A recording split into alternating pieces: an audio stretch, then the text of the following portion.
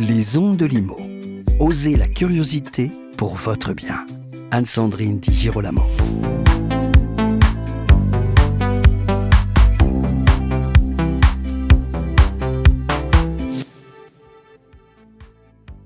Si vous ne vous êtes pas encore posé la question de la facturation électronique, c'est le moment de le faire. À partir du 1er septembre 2026, la facturation électronique sera obligatoire dans certaines conditions, y compris pour les indépendants, les micro-entrepreneurs et surtout quel que soit leur secteur d'activité. Donc dans l'immobilier, les agents commerciaux, les mandataires indépendants et certains propriétaires d'une SCI ou en LMNP par exemple sont donc concernés eux aussi par la facturation électronique. Pour faire un point sur cette question, j'ai le plaisir de recevoir Adrien Leroy, directeur marketing de Indy, qui est spécialisé dans la comptabilité des petites structures. Bonjour Adrien. Bonjour. On va commencer par la toute récente nouvelle. Chez Indy, vous avez reçu un grand nombre d'appels de clients, de prospects, il n'y a pas longtemps, parce que la DGFiP, vous avait envoyé un mail à un grand nombre d'entreprises.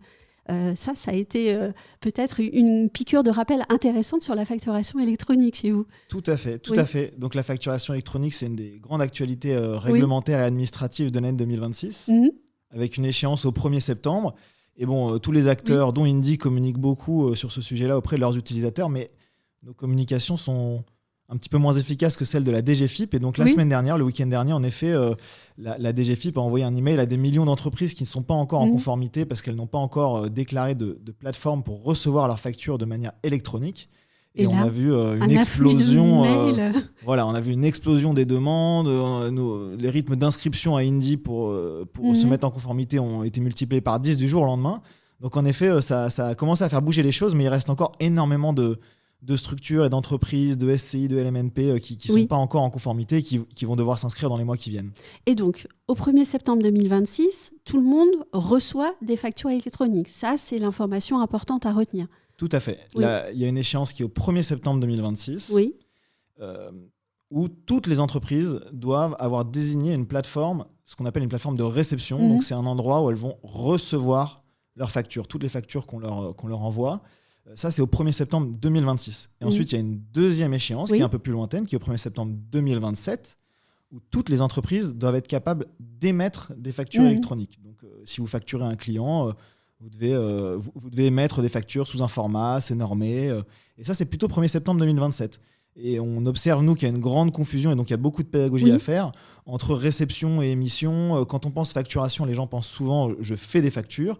Mais la première réforme et la première échéance du 1er septembre 2026, c'est une échéance pour la réception. Et donc concrètement, toutes les structures, si vous avez un Sirène ou un Sirette, vous devez avoir déclaré une plateforme agréée. Donc il y a un certain nombre de solutions qui sont agréées par l'État pour faire ça. Et vous devez vous inscrire, faire une petite démarche proactive pour valider que vous voulez désigner telle ou telle solution comme votre plateforme de réception pour le 1er septembre 2026. Et vous faites, parce qu'on n'a pas dit l'essentiel, c'est quoi une facture électronique ? Oui, une facture électronique, c'est un nouveau format qui va dématérialiser l'ensemble des éléments qu'on a dans une facture.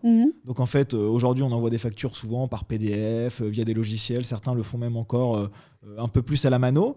Et demain, il sera complètement obligatoire d'avoir, alors en complément, on peut toujours envoyer si on le souhaite un PDF, mais il sera obligatoire d'utiliser ce format donc qui est normé et qui va permettre à toutes ces informations de circuler de la personne qui émet à la personne qui reçoit de façon complètement normée. Donc on va récupérer toutes les informations de la facture et ça va permettre énormément de gains de temps, d'efficacité. On va pouvoir catégoriser par exemple la TVA extrêmement rapidement sans que l'utilisateur n'ait rien à faire parce qu'on va récupérer toutes ces informations automatiquement. On va pouvoir mieux classifier les transactions. Comme ça, la personne, quand elle fait sa comptabilité, automatiquement tout va être bien catégorisé. Et ça, c'est parce que y a ce format uniforme sur lequel l'ensemble des structures vont communiquer et qui permet de dématérialiser les factures.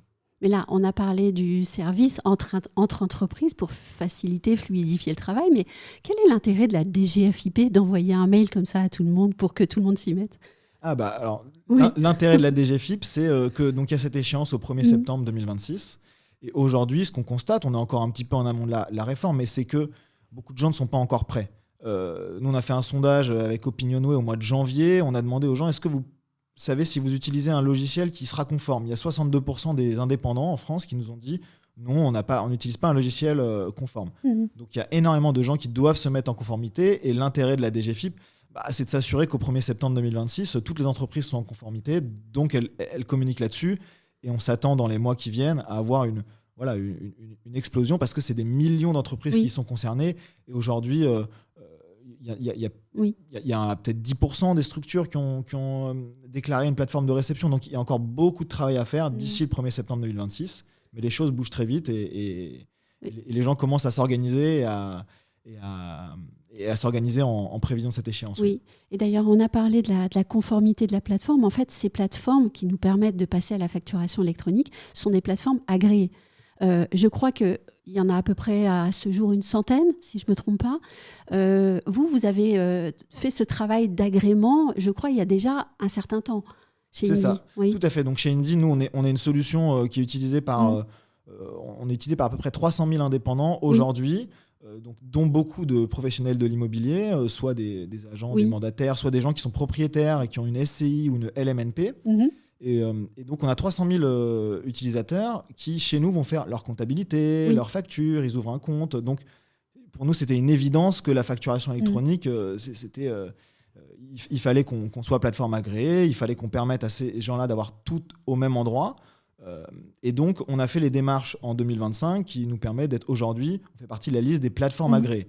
Donc, en effet, comme vous l'avez dit, il y a un agrément.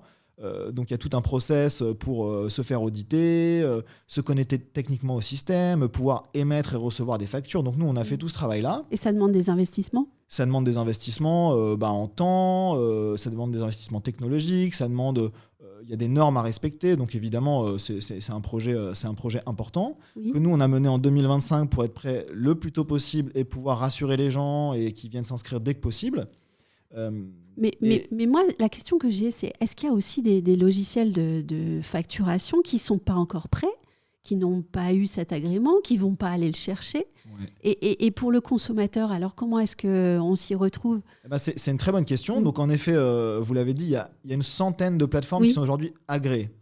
Il y en a un certain nombre qui sont en train de se faire agréer. Donc le process suit son cours. Et puis il y en a un certain nombre qui ne feront probablement pas les démarches. Et donc, moi, mon conseil pour un indépendant, c'est déjà d'aller regarder est-ce que j'utilise une solution ? Si oui, est-ce que cette solution elle est déjà agréée ou pas ? Si elle n'est pas encore agréée, il faut les interroger, il faut leur demander. Parce que si la plateforme ne devient pas plateforme agréée, il faut que l'indépendant s'inscrive. La bonne nouvelle, c'est qu'il y a quand même beaucoup de solutions qui permettent de le faire assez rapidement. Donc voilà, comme Indy par exemple, qui permet de faire ça gratuitement en quelques minutes. Mais il y a un certain nombre de logiciels qui probablement ne feront pas ces investissements et ne seront pas agréés. Après, on peut utiliser un logiciel de facturation non agréé et avoir le service d'une autre plateforme pour l'émission des factures électroniques, c'est ça ? Tout à fait. Donc c'est là où il faut en revenir à la partie émission et réception, qui est souvent une des grandes confusions qu'on a autour de cette réforme. Nous, quand on fait de la pédagogie, qu'on parle à nos utilisateurs, souvent il y a quand même beaucoup de confusion. Et donc... on peut très bien utiliser un logiciel pour faire ses factures. Il faudra qu'au 1er septembre 2027, donc on a un petit peu de temps, ces factures elles soient émises électroniquement. Mais ce n'est pas parce que ce logiciel ne nous permet pas de les recevoir qu'on ne peut pas prendre une autre solution. Donc réception, c'est 1er septembre 2026. Je dois déclarer une plateforme agréée pour recevoir mes factures. Et émission, c'est 1er septembre 2027. Donc si vous êtes indépendant, regardez les logiciels que vous utilisez, vérifiez s'ils ont prévu d'être compatibles ou d'être agréés. Et si ce n'est pas le cas, il faut choisir une plateforme avant le 1er septembre 2026. Et qu'elle soit facile d'utilisation, parce que je pense qu'énormément d'indépendants n'aiment pas la comptabilité. Je pense que ça doit être assez courant chez eux. Donc, ça demande quand même un effort d'adaptation. Ma question, c'est celle de savoir si, on est au mois de mai, combien de temps il faut pour pouvoir passer à cette facturation électronique ? En tout cas, chez vous, déjà ? Alors chez nous, c'est l'affaire de quelques minutes, puisque nous, on est vraiment pensé pour les indépendants, les toutes petites structures, absolument pas pour les TPE, les PME. Donc, c'est des gens qui ont une capacité à s'adapter qui, en général, est un peu plus rapide, il y a moins de process à bouger.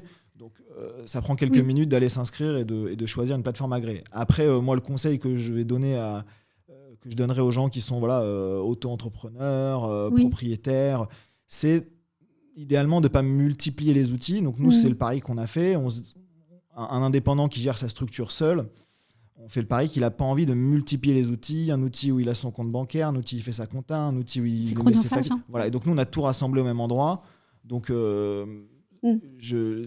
mon conseil, c'est de regarder un petit peu et de définir, en effet, de choisir un outil qui va nous simplifier la vie pour pas qu'on multiplie les points d'entrée, les endroits où on doit se connecter dès qu'on doit faire son administratif. Oui. Mais tiens, vous venez d'évoquer les banques. Certaines banques proposent à leurs clients une facturation électronique. Quel est votre conseil à ce sujet ? C'est mieux de garder sa comptabilité à part ou de le faire via la banque ? Je pense que ça dépend un peu de ses habitudes. Moi, je pense que l'intérêt numéro 1 pour les indépendants, pour les entrepreneurs sur la facturation électronique, c'est que comme on va récupérer, comme je vous le disais, des informations extrêmement fiables, extrêmement normées, le gros avantage, c'est qu'on va derrière pouvoir simplifier tout ce qui a trait à la comptabilité. Oui. Il y a d'autres use cases. Par exemple, on reçoit une facture, on va pouvoir... quand on est une banque, donc nous, Indy, on fait aussi la partie compte de paiement, mais on va pouvoir préparer le paiement en un clic. L'utilisateur, on va lire la facture, on va lui dire tu as reçu une facture de telle entreprise, voilà ce qu'il y a dedans, voilà. Je te prépare le paiement en un clic, tu peux le valider, pas valider. Mais le gros intérêt, c'est surtout pour préparer sa comptabilité. Oui. Donc moi, j'aurais tendance à favoriser le fait de regrouper facturation électronique avec comptabilité. Parce que... c'est une question de cohérence. C'est une question de cohérence. On aura... Quand on va arriver, quand on va faire sa comptabilité, on va plus avoir besoin d'aller chercher tous les justificatifs. Ils sont déjà là, ils seront déjà bien catégorisés. On aura déjà dit quelle est la part qui est de TVA, pas de TVA. Toutes ces informations sont dans les factures électroniques. Donc là, il y a vraiment un gros gain de temps à choisir son outil de comptabilité comme outil de réception de facture. Et je sens qu'on va se revoir bientôt, peut-être pour un autre sujet, parce que la question des frais, des tickets, etc., je pense que ça intéresse tellement de monde. En tout cas, merci beaucoup Adrien Leroy. Et merci à vous qui nous avez écoutés. Si ce podcast vous a intéressé, partagez-le avec vos amis, vos collègues, votre entourage. Je vous en remercie et on se dit à très vite pour un autre épisode.